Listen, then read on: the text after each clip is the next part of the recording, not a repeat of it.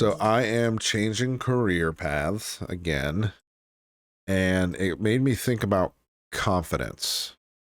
I'm going from a technician role to a sales role, which I've sold for over a decade. So it's like going back to my old stomping ground.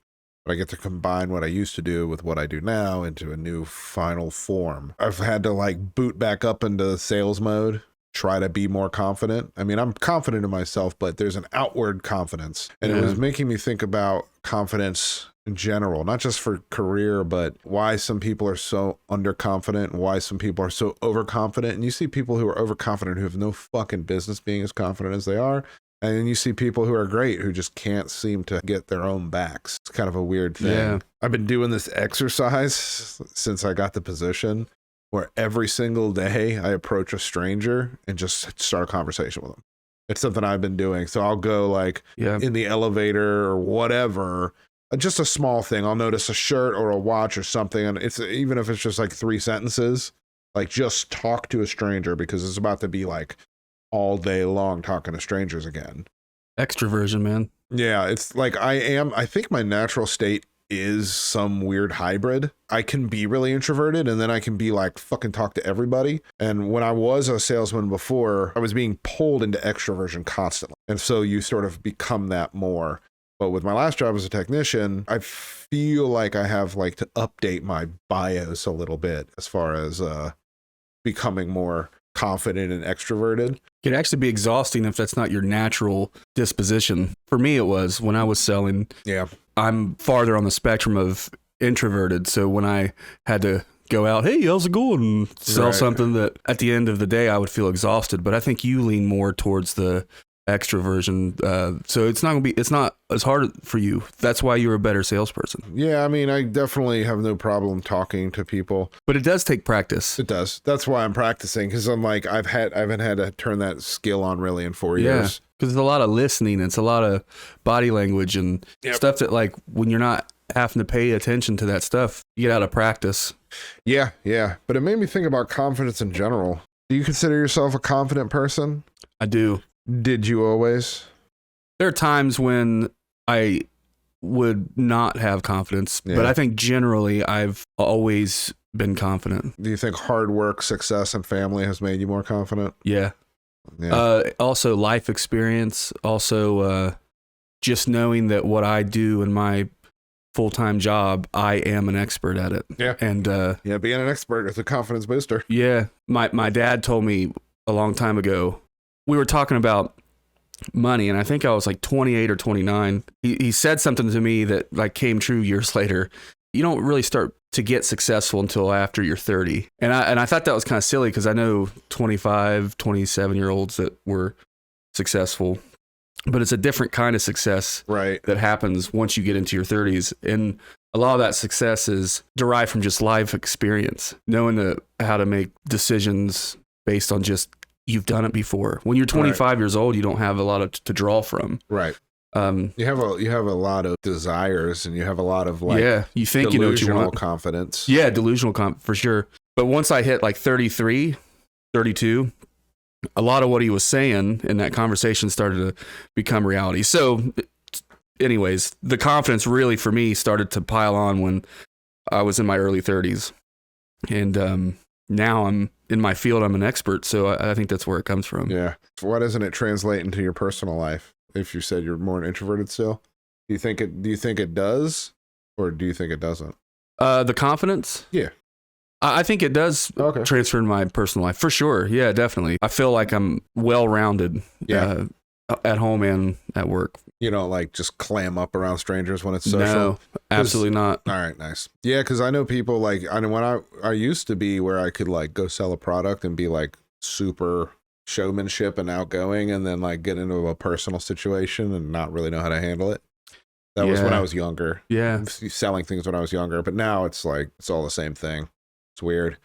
Confrontation is another thing you get better at as you get older. Yeah. And a lot of selling is confrontation. Because it's like, I'm sure we have people who watch who are on all kinds of spectrums, from the super just outgoing, confident to people that have trouble like looking someone in the eyes at a grocery store. You know what I mean? There's going to be a range. And I was thinking about whether or not confidence is just born or if it's earned. And I think it's maybe somewhat both. I feel like people could increase their confidence. People have to have a tolerance for pain, right? So not just, I'm not talking about physical pain. Yeah. What keeps people from doing things that might make them more confident is the fear of rejection. Let's say you like had a problem with women and you were really scared of rejection and you were really scared of hearing no. And so you never ask anybody out, and then you never go on a date with anybody, and you never have relationships. What if you said every day for the next month, I am going to ask a girl for her number? It would be unbelievably painful, right? It's that tolerance to pain, right? Because those first reject, I mean, maybe you get lucky and the first person would say yes, but that's unlikely. Probably be so underconfident. 6 or 7 or 8 or 9 or 10 no's later, I think you'd actually start becoming more comfortable with it and start becoming more confident.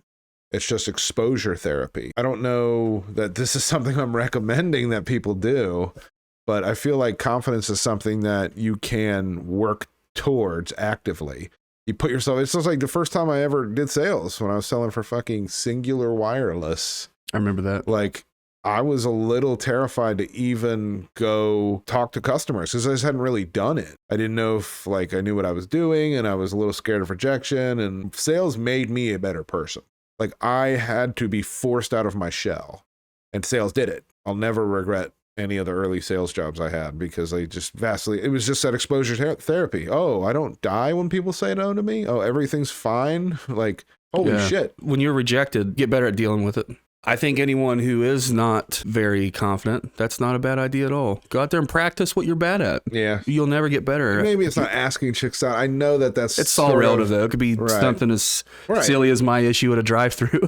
Right. You know what I mean? Yeah. But it could be anything. Just go out and do something that's uncomfortable at least once a day, and then it makes life easier. Yeah. Somebody had a shirt on the elevator the other day, sitting there very awkwardly, waiting in the elevator. She was very awkward.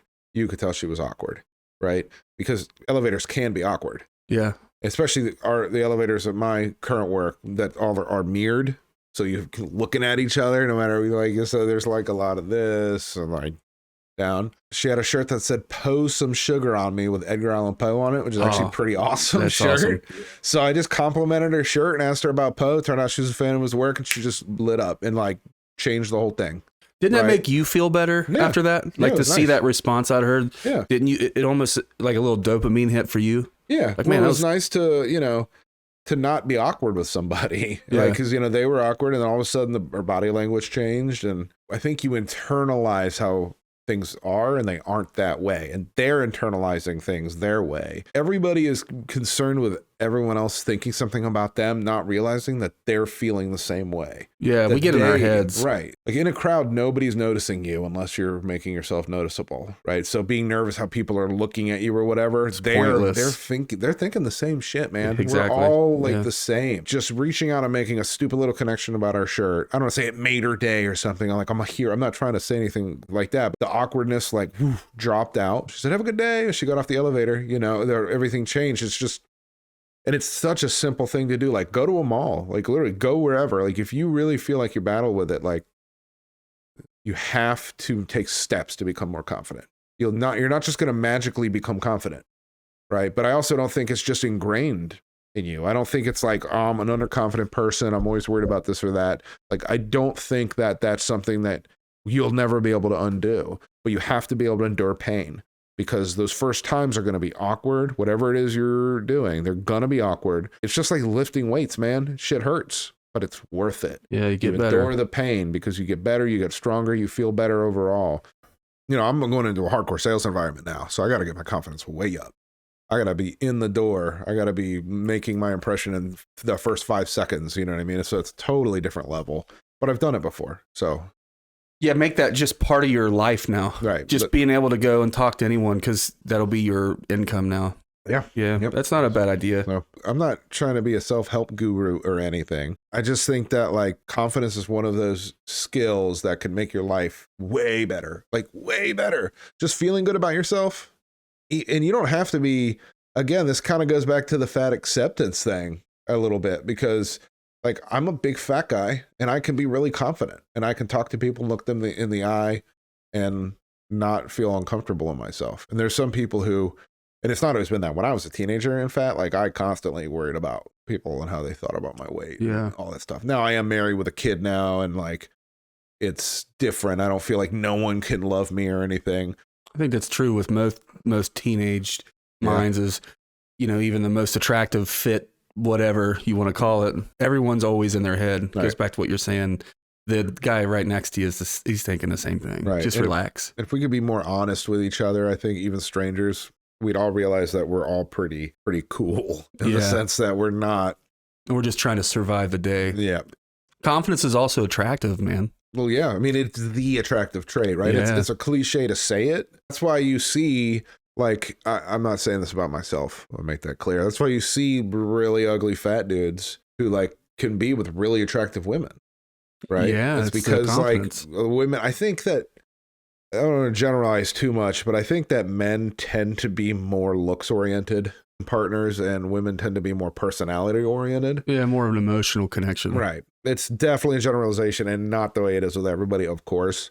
But I think that's why it works. That's how that works. Is like a woman is probably it's a better trait in my opinion because they're seeing through whatever. Like there's tons of horrible, cruel, stupid, unattractive people who men will get with because they're so shallow. You know what I mean? Yeah. And like they're in shitty relationships, but hey, she's hot. Yeah. Like that's a shitty way to be. Like, but women want the better relationship. They'll take the guy that isn't quite so attractive. Stable. He's friendly. He's outgoing. But he's confident. He's not just comfortable and he's confident. Yeah.